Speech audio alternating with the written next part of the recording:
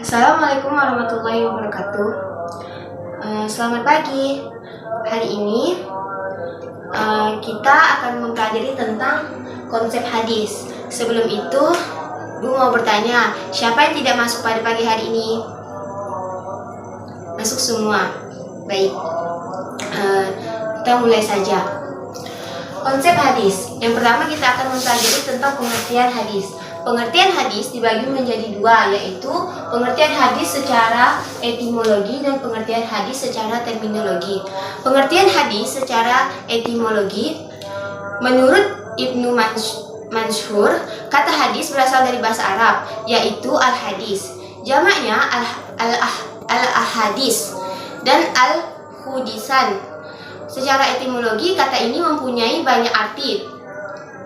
Di antaranya al-jadid, yang baru, lawan dari al-qadim, yang lama, dan al-khabar, yang berarti kabar atau berita. Menurut M.M. Azami, kata hadis secara etimologi berarti komunikasi, kisah, dan perkataan religius atau secara historis atau kontemporer. Yang kedua, pengertian hadis secara terminologi. Hadis menurut bahasa yaitu sesuatu yang baru, menunjukkan sesuatu yang dekat atau waktu yang singkat. Hadis juga berarti berita, yaitu sesuatu yang diberitakan, diperbincangkan, dan dipindahkan dari seorang kepada orang lain. Hadis menurut istilah syara' ialah hal-hal yang datang dari Rasulullah SAW, baik dari ucapan, perbuatan, atau pengakuan, atau takrir. Berikut ini adalah penjelasan mengenai ucapan, perbuatan dan perkataan. Yang pertama, hadis qauliyah atau ucapan, yaitu hadis Rasulullah SAW yang diucapkan dalam berbagai tujuan dan persuaian atau situasi. Yang kedua yaitu hadis fi'liyah, yaitu perbuatan-perbuatan Nabi Muhammad SAW kepada pekerjaan melakukan salat 5 waktu dengan tata caranya dan rukun-rukunnya, pekerjaan menunaikan ibadah hajinya, dan pekerjaannya mengadili dengan satu saksi dan sumpah dari pihak penuduh. Yang ketiga, hadis takririyah, yaitu perbuatan sebagian para sahabat Nabi yang telah diikrarkan oleh Nabi SAW, baik perbuatan itu berbentuk ucapan atau perbuatan. Selain hadis, ada juga istilah yang mempunyai makna seperti hadis, yakni as-sunnah. As-sunnah menurut bahasa berarti jalan dan kebiasaan yang baik atau yang jelek. Menurut M.T. Hasbi Asy-Syidik, ditinjau dari sudut bahasa, bermakna jalan yang dijalani, terpuji atau tidak. Sedangkan sunnah menurut istilah muhaddisin atau ahli-ahli hadis ialah segala yang dinukilkan dari Nabi SAW, baik berupa perkataan, perbuatan, maupun berupa takrir, pengajaran sifat, kelakuan, perjalanan hidup, baik yang demikian itu sebelum Nabi SAW diangkat menjadi Rasul maupun sesudahnya. Yang kedua yaitu kabar. Kabar menurut bahasa ialah berita yang disampaikan dari seseorang kepada seseorang, sedangkan jamaknya ahbar. Muradinya naba, yang jamaknya anba. Orang yang banyak menyampaikan kabar dinamai hadir. Kabar menurut laknat atau bahasa serupa dengan makna hadis, ialah berita yang disampaikan dari seseorang kepada orang lain. Menurut istilah sumber ahli hadis, baik warta dari Nabi maupun dari sahabat ataupun warta dari tabi'in. Yang ketiga yaitu atsar. Atsar menurut bahasa ialah bekasan sesuatu atau yang berarti nukilan atau yang dinukilkan. Sedangkan menurut istilah yaitu segala sesuatu yang diriwayatkan dari sahabat dan boleh juga disadarkan pada perkataan Nabi SAW. Yang kedua itu tentang sejarah perkembangan hadis. Sejarah perkembangan hadis merupakan masa atau periode yang telah dilalui oleh hadis. Dari masa lahirnya dan tumbuh dalam pengenalan, penghayatan, dan pengamatan umat dari generasi ke generasi. Dengan memperhatikan masa yang telah dilalui hadis, sejak masa timbulnya atau lahirnya dari zaman Nabi SAW, meneliti dan membina hadis, serta segala hal yang mempengaruhi hadis tersebut. Para ulama muhaddisin membagi sejarah hadis dalam beberapa periode. Adapun para ulama penulis sejarah hadis berbeda-beda dalam membagi periode sejarah hadis. Ada yang membagi dalam 3 periode, 5 periode, dan 7 periode. Yang ketiga yaitu bentuk-bentuk hadis. Pembagian hadis dapat ditinjau dari 3 segi, yaitu yang pertama segi bentuknya.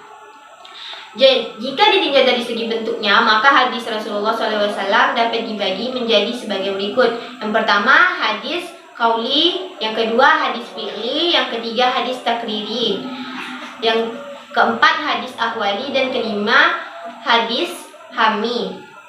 Yang pertama, hadis qauliyah atau qauli.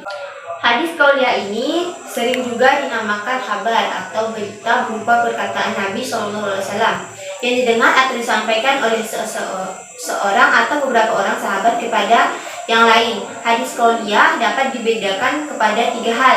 Yang pertama, diyakini benarnya, seperti kabar yang datang dari Allah dan dari Rasulullah, diriwayatkan oleh orang yang dipercaya dan kabar mutawatir. Yang kedua, diyakini dustanya, seperti 2 berita yang berlawanan dan berita yang menyalahi ketentuan-ketentuan syara. Yang ketiga yaitu yang tidak diyakini benarnya dan juga tidak diyakini dustanya. Hal ini ada tiga, tidak kuat benarnya dan tidak kuat pula dustanya. Kabar yang lebih dikuatkan benarnya daripada dustanya. Kabar yang lebih dikuatkan dustanya daripada benarnya. B. Hadis fi'liyah atau fi'li, yaitu setiap perbuatan yang dilakukan Nabi SAW yang diketahui dan disampaikan oleh sahabat kepada orang lain. Hadis fi'li atau hadis fi'liyah terbagi kepada beberapa bentuk. Ada yang harus diikuti oleh umatnya dan ada yang tidak harus diikuti, yaitu yang pertama, ghalizah atau nafsu yang terkendalikan oleh keinginan dan gerakan kemanusiaan. Hadis fi'liyah ini menunjukkan tidak ada kewajiban untuk diikuti atau bersifat mubah. Yang kedua yaitu sesuatu yang tidak berhubungan dengan ibadah yang oleh sebagian ahli ushuldi disebut al-jibilah. Ini lebih pada urusan keduniaan.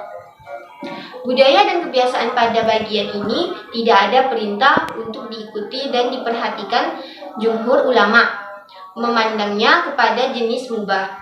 Yang ketiga yaitu perangai yang membawa kepada syarak menurut kebiasaan yang baik, dan tentu ini lebih dari sekedar urusan jibilah, tapi sebawah dari urusan al-qurbah atau ibadah.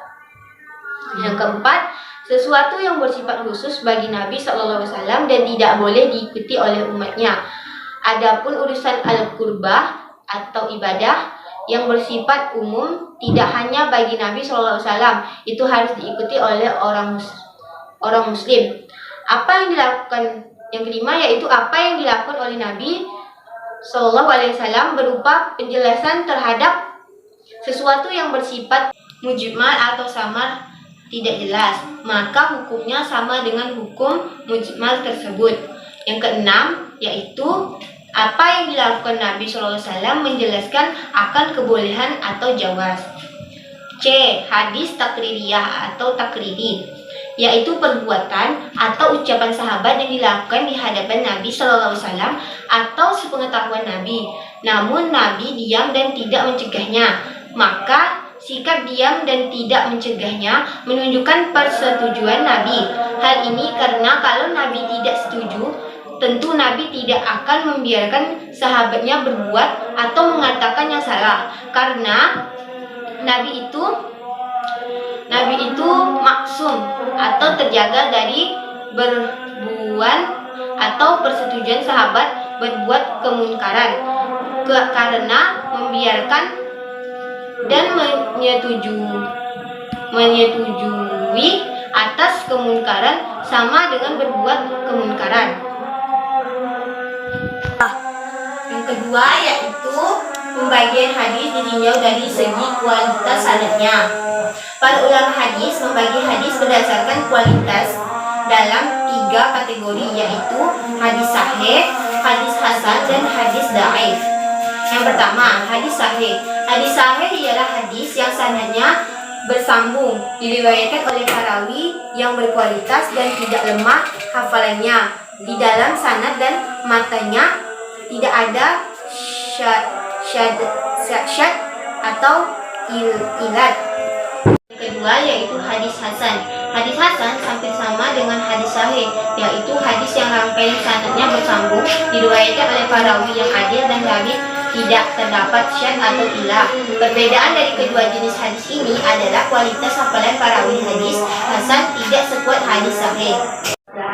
Hadis dhaif ialah hadis yang tidak memenuhi persyaratan hadis sahih dan hadis hasan. Dari definisinya dapat dipahami bahwa hadis sahih adalah hadis yang kualitasnya paling tinggi, kemudian di bawahnya adalah hadis hasan. Para ulama sepakat bahwa hadis sahih dan hasan dapat dijadikan sebagai sumber hukum, sementara hadis dhaif ialah hadis yang lemah dan tidak bisa dijadikan sebagai sumber hukum.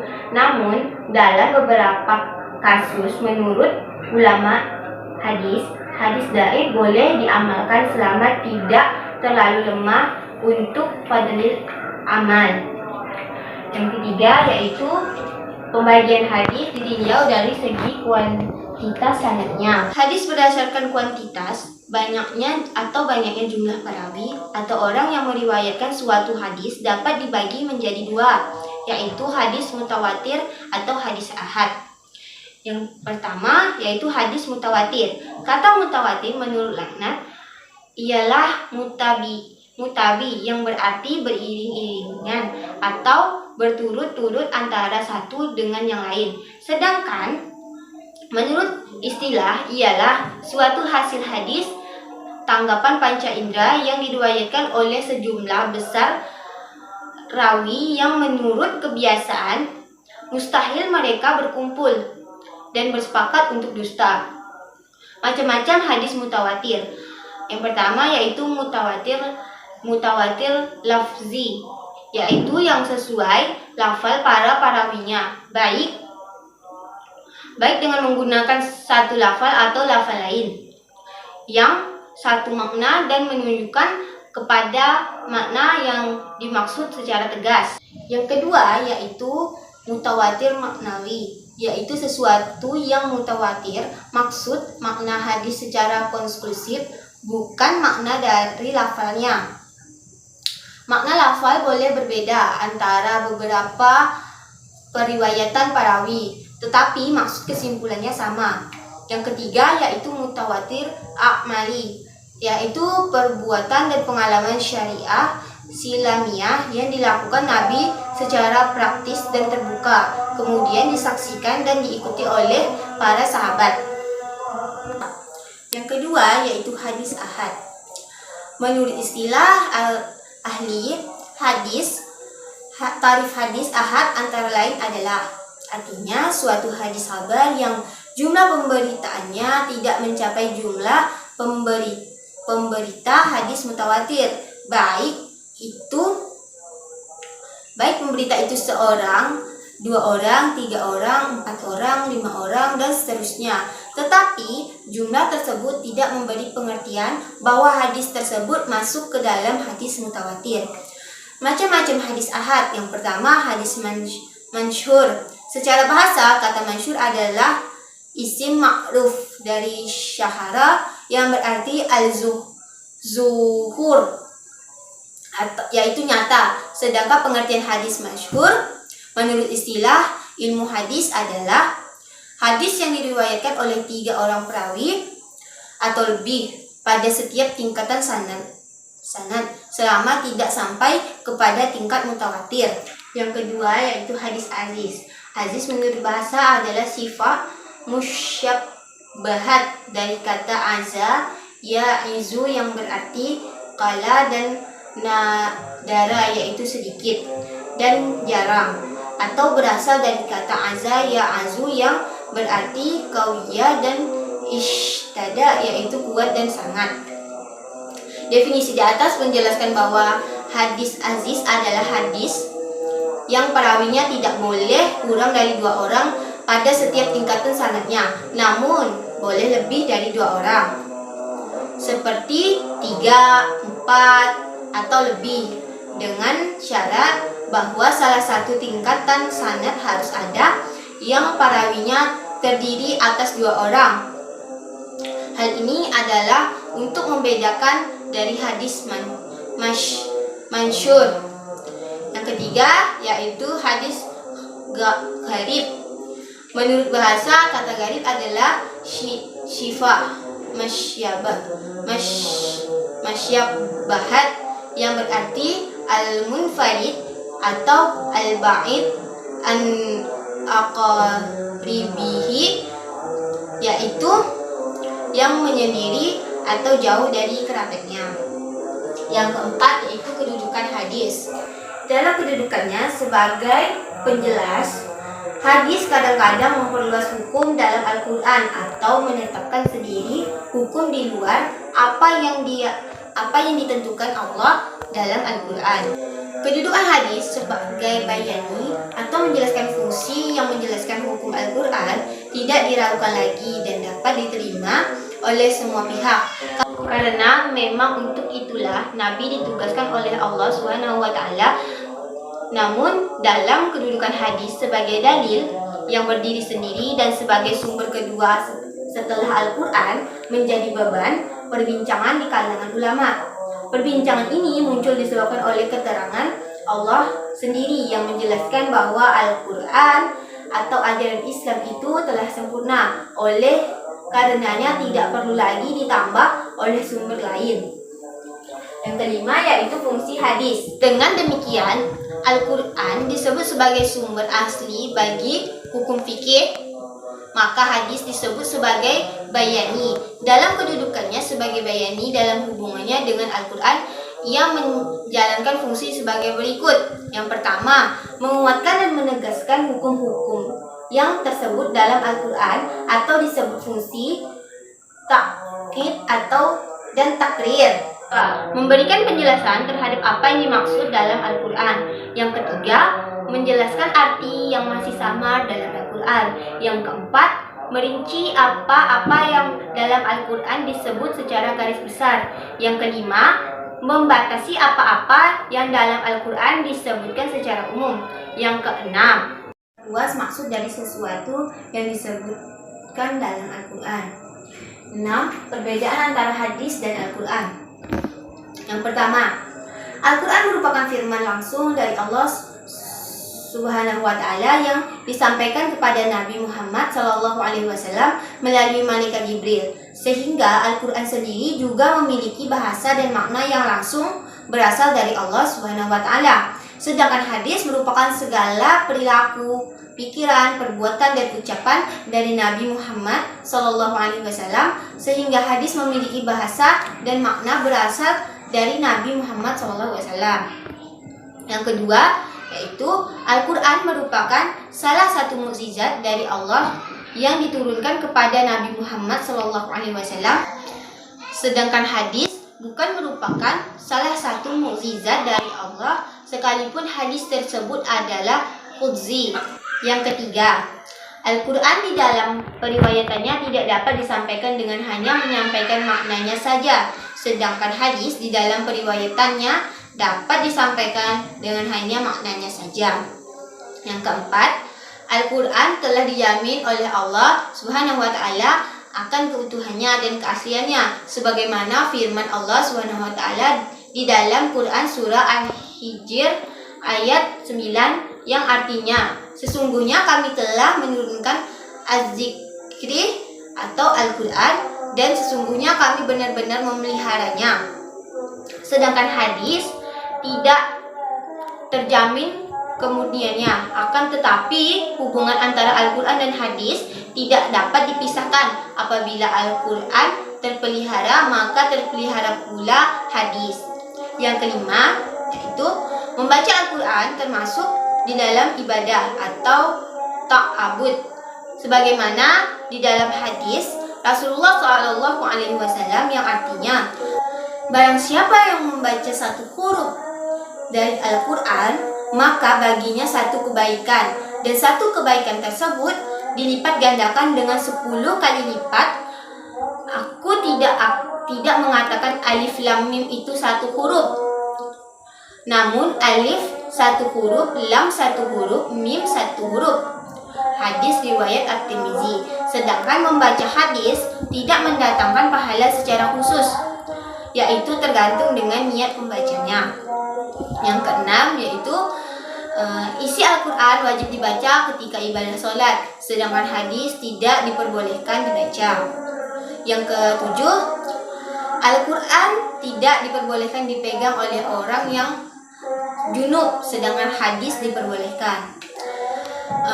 Sampai di sini, apakah ada yang tidak paham? Kalau paham semua, Bu akhiri pertemuan pada pagi hari ini. Apabila Ibu ada kesalahan kata, mohon dimaafkan. Ibu tutup. Wabillahi taufik wal hidayah. Wassalamualaikum warahmatullahi wabarakatuh.